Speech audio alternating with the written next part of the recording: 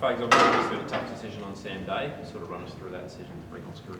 Oh, I'm not going to run you through it completely because they're discussions that we have in private. Obviously, we just made a decision with that one around the sort of team we thought we needed to win this game, and unfortunately, Sam is the guy that missed out.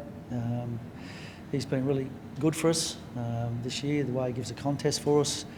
And, you know, if we are good enough to get through this week and we're playing a different opposition next week, he may well come back into the team. So it's just, when you get to finals, you're sort of hard-nosed about those sorts of decisions. Whether it's the right one or not, I don't know, but hopefully it is.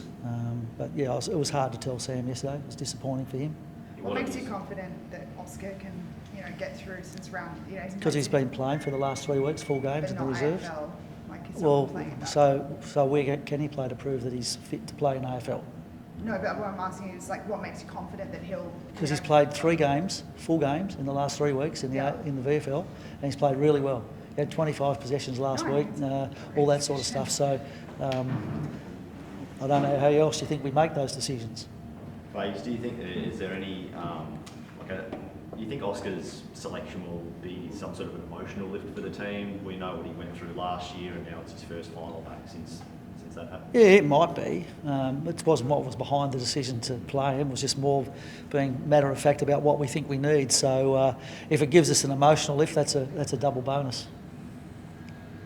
Chris, do you try and get Charlie Cameron the ball in the first quarter just purposefully just to get him in the game after he had a quiet one last weekend, or no? How do you approach that? No, he's just got to play and do his role, and what will come his way. I mean, Charlie had a quiet game last week and he's disappointed with it. But the week before that, I think he kicked 2 goals 3 and had plenty of tackles. And the week before that, he kicked 3 goals 1 and he had plenty of tackles. And we always raise his name when he has a not such a good game, but we never really talk about him much when he's playing well. So, and that's been the pattern all year. So he definitely had a quiet game last week. He's disappointed, but we're not going to go out of our way to give him the ball. He's just got to play as part of the team, and hopefully, if he does that right, he'll have a good game. My next question, I guess, was around him against the Suns. You looked at his record over the years. He's loved that matchup. Do you think he's? Has he? Yeah. I wouldn't know his record against the Suns. Well, if you're telling me that's the case, then I hope that's what we get tomorrow night. How important is it that he's up and about for this team? Has it always been for it? It's no more important than any other player being up and about for the team, so I wouldn't want to put that on him. I think it's important that everybody plays with the right amount of energy and plays their role really well. There's no doubt when he's hitting the scoreboard, he gets the crowd going, and that gives the place a buzz, but in terms of his importance over anyone else, it's no more or less important than anyone else. A couple of times just earlier you mentioned tackles a few times. Is that like an element of his game that you're looking for? Yeah, always. I mean, for me, he's as good at that as he is at kicking and creating goals. So, bringing the pressure, entirely important. Every time this year you've had a loss, Chris, you've responded really well the following week. What do you reckon you could put that down to? Or, you know what I mean, in terms of it just seems like it's been a really obvious trend for you guys this year. Well, our group's a proud group, and they, whenever they lose, they get disappointed, clearly. And try to bounce back the next week. It's always been a trait that we've tried to have, because you are going to lose during the season. Even the very best teams lose games. We didn't lose that many this year, but we've always responded well, and we're looking to do the same thing tomorrow night. There's no guarantee, of course, but that's usually the spirit and the response that the group has shown. What do you make of the Suns? What do you make of the Suns as a team? That's a question that could take an hour to answer. They're a very good team, and they're playing really well. They've had a great year. They would have got a lot of confidence out of their victory last week, and no doubt they're coming up here to go after us, and when they arrive, we're going to go after them. How do you expect the Suns to approach Huey McCluggage, given the Cats' success with tagging him last week?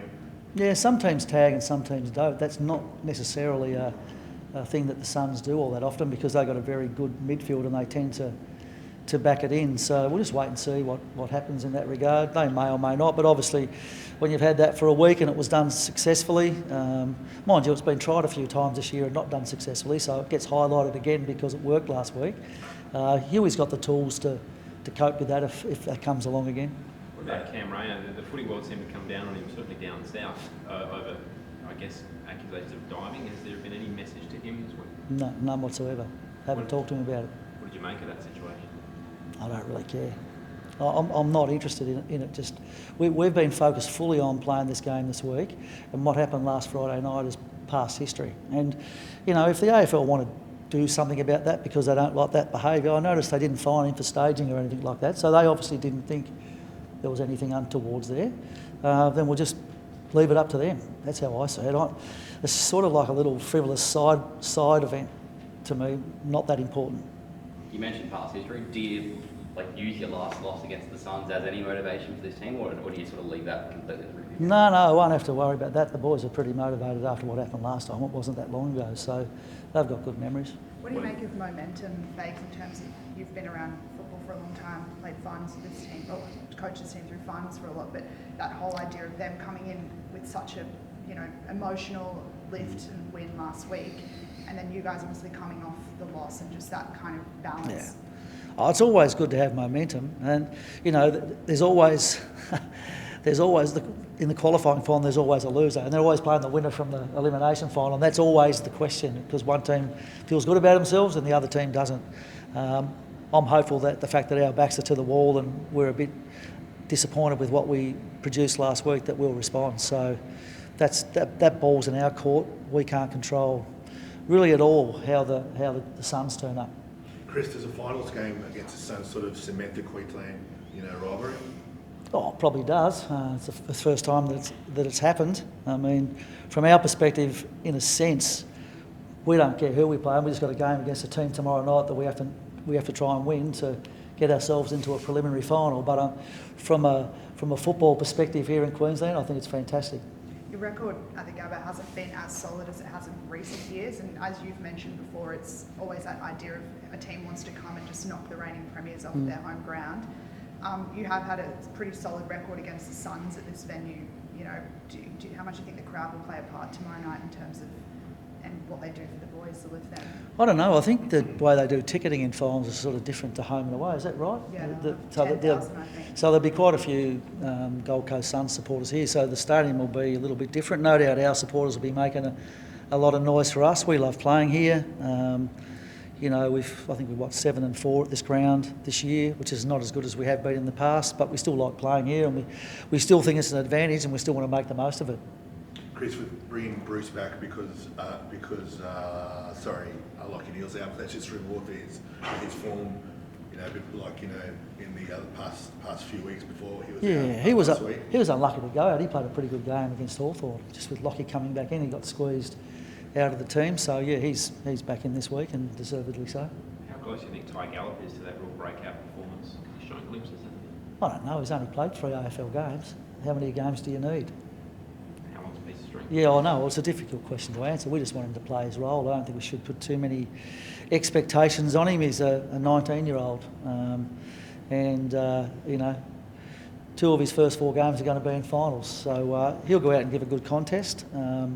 I hope he has a real breakthrough game tomorrow night, but if he doesn't, that's okay, because he's a young man and he's just starting his career. Do you see Oscar adding a bit of size to the forward line, or is he just sort of swapping the role? No, both him and Darcy Falk will spend a little bit of time in the forward line, and they can help up there, provide a contest, take a mark. How are you, Chris? We always ask you ahead of a final, how are you, do you lose much sleep heading into tomorrow night, knowing, you're trying to avoid a straight sets exit, things like that? No, just what I am every week. Try to prepare the team in the best way that I can, control the things that I can control. No different than usual, I would have thought. No extra nerves? Well, not really. I mean, we're playing in our 7th final series. This is our 18th final in 7 years. It's a pretty good record, and we're accustomed to it. So myself and the group know what's required. We know what will happen if we win, and we know what will happen if we lose, and it's part of life. So we do our best. Chris, I know the focus is tomorrow night, but it's a good sign of from what you built here, the guys like, Draper, Finlay and Oscar Allen want to come here next season? Who's that wants to come here? Draper, Finlay and Oscar Allen? Or who's Finlay? Supposedly. Who's Finlay? Ridley. Oh, sorry, Ridley. Sorry, Finlay, Ridley. Yes. I don't know about I don't know about the Ridley one. Obviously, it's well documented. Oscar's already said that he wants to come to us, and the word on the street is that Sam Draper's going to leave Essendon, but he hasn't confirmed where he's going yet. So I don't know whether it'll be to us or not. But if those names you mentioned are able to arrive here, that would be great, but there's a lot of water to pass under the bridge, I think, before all that happens.